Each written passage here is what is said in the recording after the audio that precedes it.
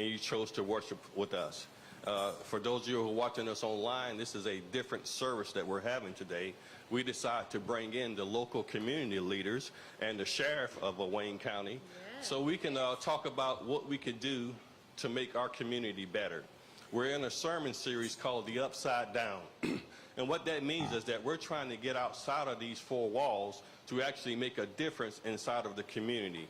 So we want you to just listen to what the panel has to say as they introduce themselves. And you know, because we're still under the theme of Yada. And Yada means to know God, to be known by God. To become more like Him, to experience God. To be wise about the things of God, to be instructed by God, to be in covenant with God, to know Him by experience, to be known by God, and to become more like Him. So that's what we want to do. We want to hear from our community leaders and figure out what are we going to do to get the seed out of the barn. And so as you hear them speak, be praying and figure out what you're going to do to put your hands to the plow to make our community great. I'm under a huge conviction that our community is only going to be as great as our churches. I believe that our churches represent the community. And so that means, and I'm going to be bold and say this, that the church needs to step it up and make these issues that they're dealing with come down a notch, come down a notch. And so you're going to hear from everyone. And our theme for this series is coming out of Matthew 25, verses 35 and 36. I don't have my laptop up here. Usually we're right on it. Mr. Media Man is getting ready to throw that verse up on the screen in 5, 4, 3. Matthew 25. It is yours because when I was hungry, you gave me food to eat. When I was thirsty, you gave me something to drink. When I had no place to stay, you welcomed me into your home. When I was without clothes, you gave me something to wear. When I was sick, you cared for me. When I was in prison, you came to visit me.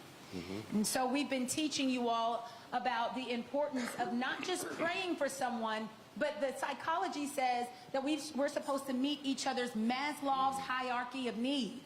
And the text goes on, and in this text it says that when did we do this, Jesus? And Jesus says that if you did it to the least of them, you've done it unto me. And we talked last week that the least of them are those, at the time it was those who were spreading the gospel. It was those who was of the gospel faith. And also the least of them was anybody that was in lack. So Jesus said that if you did it to the least of them, and that covers just about everybody that we deal with on a daily basis. So we want to make sure that we do things to the least of them, because why? God is watching. You know, and we want to do it because we have a conviction of our heart to do so. I mean, if you want people, if you want a better community, then you should participate in your community to make it better. So we're going to let this panel introduce themselves, and we're going to start with the sheriff. Me and the sheriff have a little history together. We used to serve together at the bridge. Yes. I don't think you was sheriff at the time. I think you were GBI. Was it GBI? I'm just me. So here's the sheriff. We'll let Sheriff Pierce introduce himself. Okay, good morning. I'm Sheriff Larry Pierce. Thank you for allowing us to be here this morning to share with you some of the needs of the community that we see each and every day. Thank you. Yes. Go all the way around. My name's Robin Stein.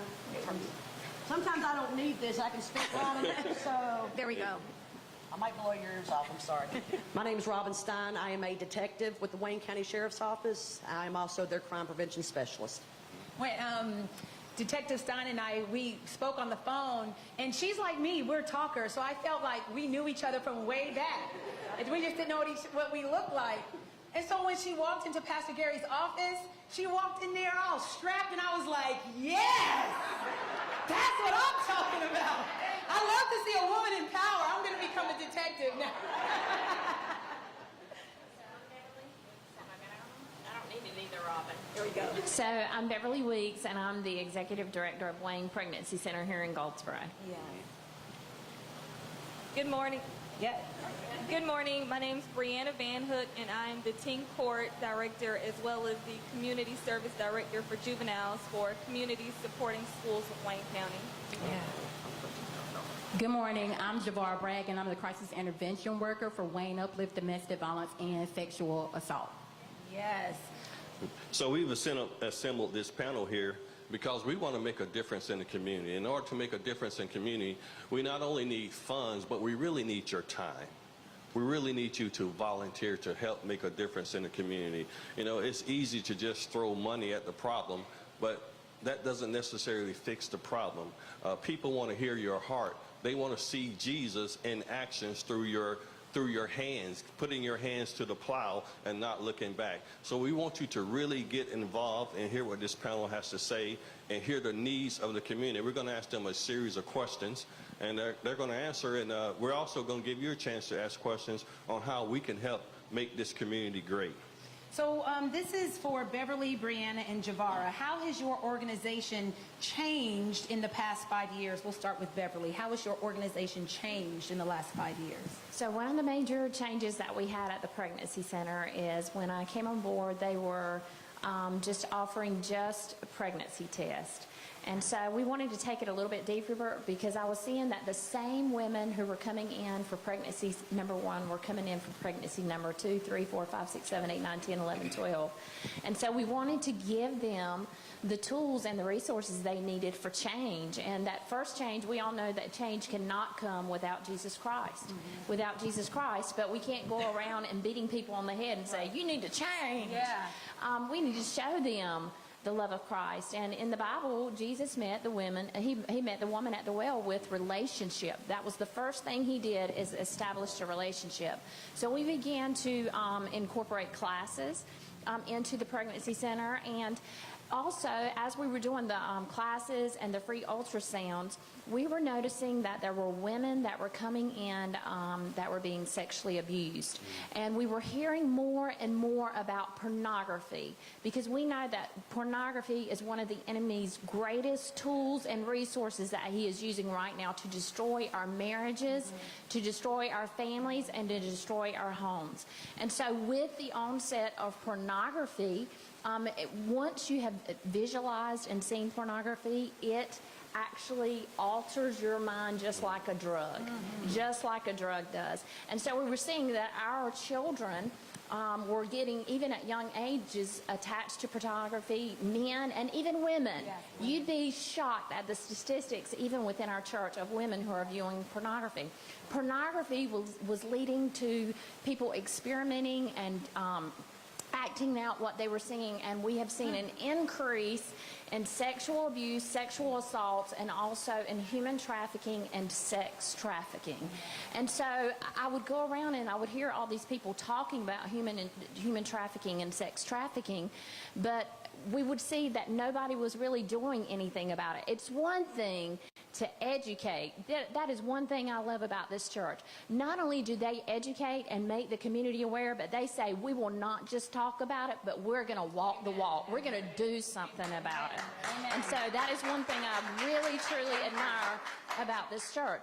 But we were saying everybody's talking about it, but nobody is actually going out and finding these victims. Where are they located at?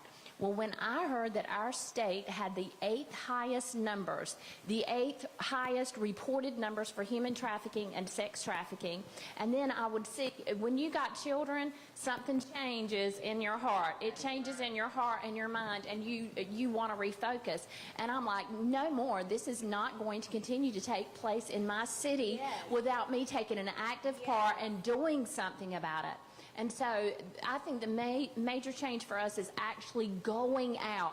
Don't wait for the victims to come to you. Don't wait for our kids to come to you, but going out and seeking them, just like Christ went out and sought for us, sought for the sheep. Amen. Can you tell Beverly is a preacher? Brianna, we'll get out by 3 o'clock this afternoon. I want to say something else about the pregnancy center.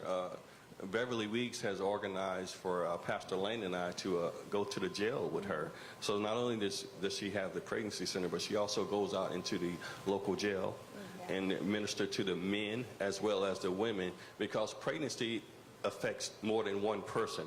It affects the men also. Can you speak to that? But you know what? That would not be possible if you did not have a godly sheriff. If you did not have a godly sheriff. There are counties that are hungry for people to go in and to love on those who are incarcerated and where they are. Let me just tell you something. We are all in this room just one poor decision away from changing the rest of our lives.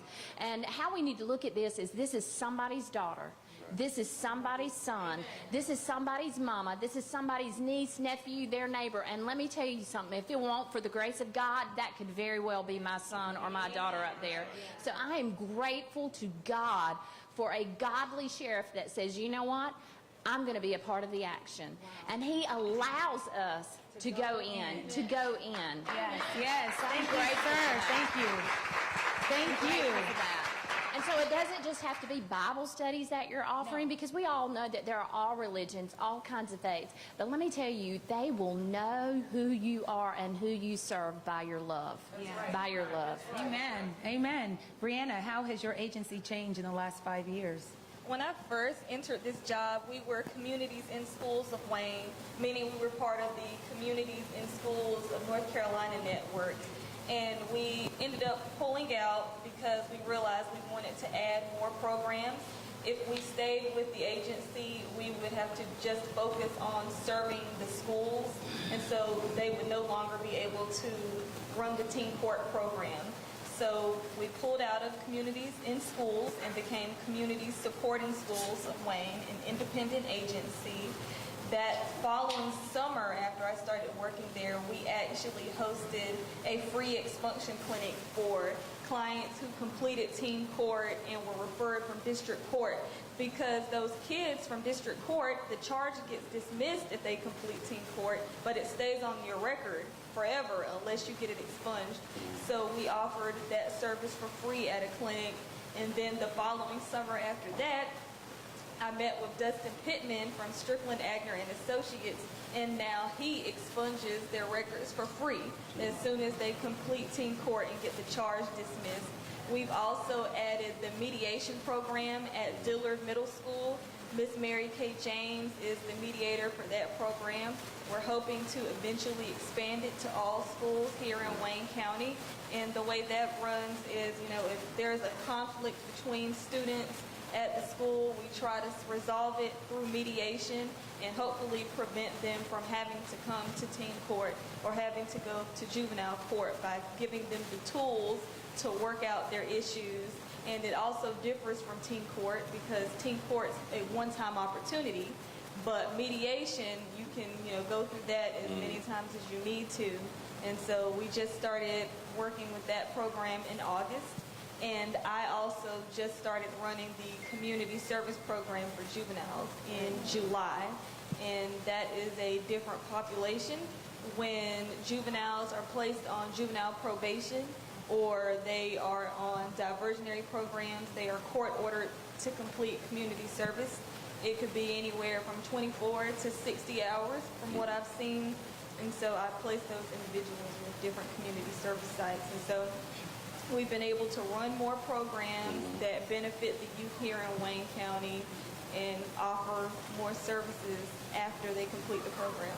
Yeah, and we really want to. I mean, it's one thing to get your record expunged, but if you don't change the environment, if you don't change the setting, if there's not a change of heart, then they're just going to feel like they got away with something and they're going to go right back to it. So we want to offer them an alternative for the church. The church really needs to stand up and have programs that these teens can participate in that will change their behavior and change their hearts. Yes, yes. Thank you, Brianna. And Brianna just finished law school not too long ago and passed the bar. Woo. Yes. So she will work for a small fee. Javara, tell us about how your program has changed in the last 5 years. Sure. So in the last 5 years, we've seen a large increase in victims who come to us and have mental health and substance abuse issues. So what we've began to do is really shift our focus to look at the whole person rather than just the issue that they're coming into the office for. So what that means is currently we don't have an in-house counselor. but the need is so high that what we've done is we've reached out to local mental health agencies. One in particular is Client First. Have any of you heard of Client First? So we've reached out to them, and what they're going to do for us is start coming inside our shelter or safe house, and they are going to start bridging the gap by doing the initial intake assessments with a lot of our victims. Because what we're finding is that when we refer these victims, that they're very apprehensive about the services. It already takes a lot for them to come in and open up about the abuse that they've gone through, and so to include someone else into that dynamic is just a very scary situation for them. So Client First has chosen to come and talk to our group of ladies every time we get a good group and kind of do a face-to-face presentation and let them know that they're people just like they are. And so whenever they need to, they'll do their first couple of assessments with them. So mental health and substance abuse is what we're starting to focus a lot more on. Right. And this is Domestic Violence Month, and a lot of us who are married, or you have been married or dated in the past, you probably experienced some type of domestic violence or some type of sexual assault. And the only reason you're here is because you had an advocate by the name of Jesus Christ who advocated for your peace of mind. So we want to make sure that we're able to give these people who are under domestic violence and sexual assault, we want to introduce them to Jesus also. Now, it's amazing that all of these people here on the stage, they are Christian people and they're in positions of authority. So we don't need to wait for them to reach out to the church. The church needs to reach out to them. I mean, there are counselors, there are social workers. We have all these people that make up the church. So let's stop working in our own little section at work and go outside of the walls and help people. Absolutely. I will direct this to the sheriff. Victoria said, well, Detective Stein said, the sheriff said that he's going to try to make it. And I was like, okay. And then Victoria said, the sheriff's here. And I felt like the dad just walked into the room. I was like, oh, Jesus. Oh, God. So what is the number one way that you think that the church can make a substantial difference in the community? We're seeing so many children today that do not have a firm relationship and a family supporting relationship. And some way or other, there has to be that gap filled. And if the church does not do it, I don't know where it's going to come from. We in law enforcement, we have a job we have to do, but we also are trying to be mentors more now than we ever have before. But we rely on church groups and church people to bridge that gap because, again, without that, I don't know where we're going to go. So if you're a parent, a grandparent, aunt, uncle, have any relationship with a young person, you need to be that mentor and show them the Christian way of how that bridge can be filled. Mm-hmm. Do you want to speak into that? And I think Sheriff pretty much just sums it up. So Beverly, in regards to, well, I want to go back to the domestic violence. It's not just, your program is not just domestic violence. It's domestic violence and sexual assault. So what is the definition of sexual assault? Well, for us, sexual assault, we added that piece onto, we became a dual agency a little over 5 years ago, so I guess I could have included that as well as a change. And the reason why we did that was because a lot of the victims that were coming into our office, when we would give them their intake, they would not actually say that they had experienced sexual assault at the hands of their abuser or offender or even someone else beside them, but they would put it on their intake paperwork. And so most domestic violence agencies in North Carolina have now become a dual agency. So for our clients, sexual assault is not only an act of violation sexually where they have not consented to with a stranger like most people think, but a lot of times it's with their very own partner. So a lot of times it's by their husband or their boyfriend. And then there's a dynamic. Wait a minute, you just said that a husband could sexually assault the wife. Yes. Okay. Many times we have our victims come in who are married and say that they have been sexually assaulted, and they know it's sexual assault. No one has to tell them, but they know that it has been done against their will. So we have that dynamic. And there's one more thing I wanted to mention that was brought to us by an organization that we never thought about, is that there's a such thing as called reproduction abuse. So a lot of times we look at women who may be low income and they have 5, 6 kids, and we're blaming the female, but a lot of times when they're in an abusive relationship, their partner is actually forcing them to have children. Wow. I want to That's ask huge. a question to the detective. We mentioned earlier about mental health issues in the community. What is the sheriff department doing to support those who have mental health conditions, who are homeless and in the street? We have a lot of our investigators, a lot of our law enforcement that we actually go through a special training, crisis intervention training. I am certified in crisis intervention training along with other deputies at the agency. And like the sheriff said, you know, a lot of times what we're dealing with is about a mentoring the community as opposed to just locking people up that are doing wrong. And we do see a lot of issues with mental illness. And so those are some special areas that we're having to step up our training in order to better deal with these people in the community and not just so quickly put the handcuffs on somebody, as opposed to trying to find out what help these people truly do need and finding the resources for them to be able to get the help that they need, as opposed to putting everybody in jail. Wow. Wow. And Gary, I have seen that. Is it on? Yeah, it's on. I have seen that in my work in the sheriff's department, down with the different people, the personnel that they have working in the sheriff's department.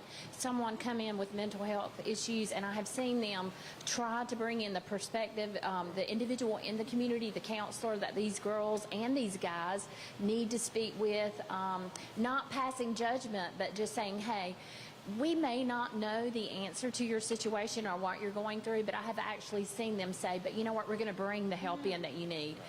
We realize that maybe we don't have all the resources and tools ourselves, but we're going to bring somebody in who will help you. And that is why we three have been able to go into and to love on them. Just like this weekend, I'll be spending some of my time, even possibly this afternoon, after I spoke with Robert Thaxton, saying, hey, let me go in. There's a couple of girls I'm concerned about. I just want to hear their stories. Because again, it's all about intentional relationships. Intentional relationships. Tell us who Mr. Thaxton is. So,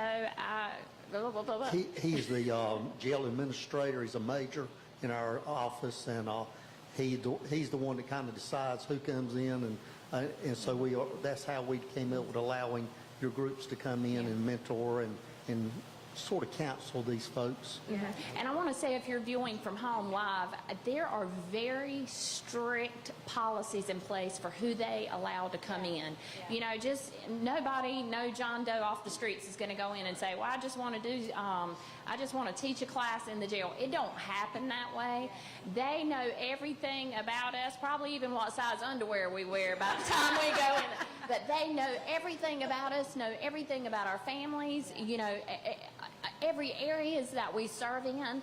But there are very strict policies, procedures. There's training that we all have had to go through as to what we are allowed to say, what we are allowed to do. So I just honor, again, I believe that our sheriff's department is top-notch in putting these things in place to say, these agencies to say, you know what, we don't have all the answers, because none of us have all the answers to every problem.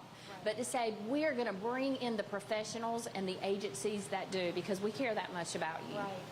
Now, when we talk about domestic violence, Devara, are there any shelters for men who experience domestic violence? No, unfortunately, there are not any shelters for men. However, if we have a male victim who does need somewhere safe to go, we do provide funding for hotel stay, is what we do. So you're That's saying an that alternative. men are victims of domestic violence, not just women and children. And you know, on the awareness event, there were several, I don't know if you could hear, but there were several men who were victims on that list for homicides due to domestic violence in North Carolina. Wow, wow. And Detective Beverly spoke earlier about sex trafficking. Can you talk about sex trafficking in North Carolina? I don't know if I want to say fortunately or unfortunately, depending on the situation, but I personally have not had to deal with situations that have dealt directly with sex trafficking or human trafficking. And you don't want to say that you can assume that some of the people that you have dealt with have gone through this or may be victims of this, but that is a very touchy situation, especially with our victims that are just coming in for sexual assaults. that may or may not want to disclose the fact that they have been pulled into a situation like this. So in order for our agencies to get involved in the actual sex trafficking or human trafficking, it has to start with the victim and building that rapport with them and knowing and letting them know that they can trust us until we can get to that deeper root of it. But we are seeing that in Goldsboro City and also with the sheriff's office that covers the entire county of Wayne. Wow. So can I add one thing there? Yes. Because I think it's important to even understand what sex trafficking Yes, is, yeah, okay? yeah. Because for the longest time, I'd walk around the city and people say, oh, we don't have sex trafficking in Goldsboro. So I want to educate that, yes, you do have sex trafficking going on in Goldsboro, okay? First of all, if you, the state law or the law says anybody under the age of 18 who is trading sex for anything, okay? Sex for drugs. Please tell me you don't think that goes on in our town, okay? Trading sex for drugs, trading sex for a room because we have poverty and we're just looking for a place to stay. We got to survive, okay? Trading sex for tennis shoes. Law says if you're trading sex for anything and you're under the age of 18, that is automatically sex trafficking, okay? So if you are thinking we don't have it in our city or anywhere in North Carolina, you're oblivious, okay? You're oblivious. Another thing is sex trafficking numbers barely go reported. Barely go reported. This really caught my attention. The probability of a pimp being caught for trafficking or prostituting a girl, he is more likely to be struck by lightning than he is to be caught. Okay? So, yes, human trafficking, sex trafficking exists. There's a fine line, a very, very fine line between prostitution and sex trafficking. Prostitution is if a woman is doing it just because she wants to do it, okay? She's just willingly prostituting herself out. I am going to tell you that our daughters, and I'm going to say our sons too, okay? Because I have been working with male victims. Male victims, yes, that's why it's important to have a male place for these males to go. We've got several, two, that we have placed outside of the state, okay? But I can guarantee you that our children do not grow up and say, Mommy, I want to be a prostitute when I grow up. Or none of our children are asking for a prostitute Barbie, okay? But what they are doing is they are finding that they have to survive, especially if you have a drug addiction, 90% of the women who are out being prostituted, 90% of them have been sexually assaulted in the past. Molestation or some form of sexual assault. These women are finding, you know, we're so eager to judge people who are on drugs. Yeah. A lot of times drugs are being used to numb some kind of pain. Some kind of pain. If you don't have Jesus, you're going to take the first thing that will come along that can cover it up. And so they are numbing their drugs with their pain. I sent you an article just this week, because people say, well, what does the average pimp or the average trafficker look like? Well, look at the person sitting beside you. Look at them. Because I sent you an article just this week of a man who was convicted just this week here in North Carolina who was serving with the Army Reserve as a policeman. And what he was doing is he knew that these girls were vulnerable, especially your LGBT community. They're very vulnerable to this because a lot of times they're pushed out of their homes or pushed away from the church or pushed away from their community. And he was offering